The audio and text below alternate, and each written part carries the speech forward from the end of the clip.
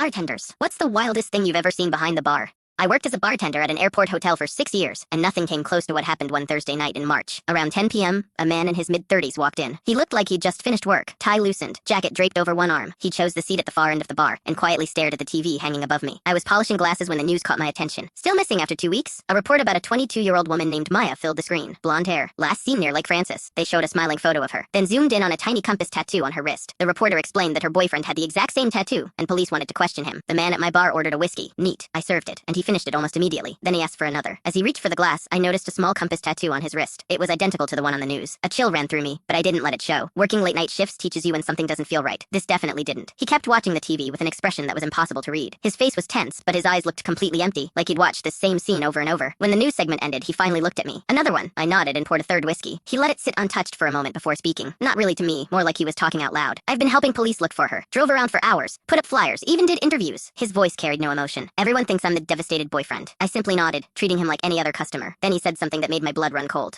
People have no idea how easy it is to make someone disappear. You don't need some elaborate plan. Just one terrible moment. One argument that goes too far. My stomach tightened. I casually glanced at my phone while catching the eye of my coworker, Bree, who was stocking bottles nearby. She loved true crime stories. I subtly motioned toward the television. She watched the report, looked back at the customer, then focused on his wrist. The color drained from her face. She walked over and quietly whispered, "Is that him?" I whispered back, "Look at the tattoo." She did. Her hands immediately started shaking. Without saying another word, she silently mouthed, "I'm calling." A few moments later, the man got up and headed for the restroom. The second he disappeared, Bree grabbed her phone and called the tip line shown during the broadcast. She kept her voice low but spoke quickly. "He's at the Skyway Lounge inside the airport hotel off Route 9. The tattoo matches the boyfriend." She ended the call before he returned. We both acted like nothing had happened. He sat back down and ordered another drink. Even though he'd clearly had enough, I poured it. For a while, he stayed silent. Then he reached for his wallet. As he opened it, a photograph slipped onto the bar. It was Maya. She was smiling, and the compass tattoo on her wrist was clearly visible. He slowly picked up the picture and stared at it. "She wanted to leave me," he muttered. His voice cracked. "Said I was too controlling, too jealous." He laughed. But there wasn't anything funny about it. I told her nobody walks away from me. Nobody. I felt sick. Before I could think of what to say, two men wearing jeans and plain jackets walked in. They looked like ordinary customers. I knew they were detectives. They sat a couple of stools away, ordered beers, and avoided looking directly at him.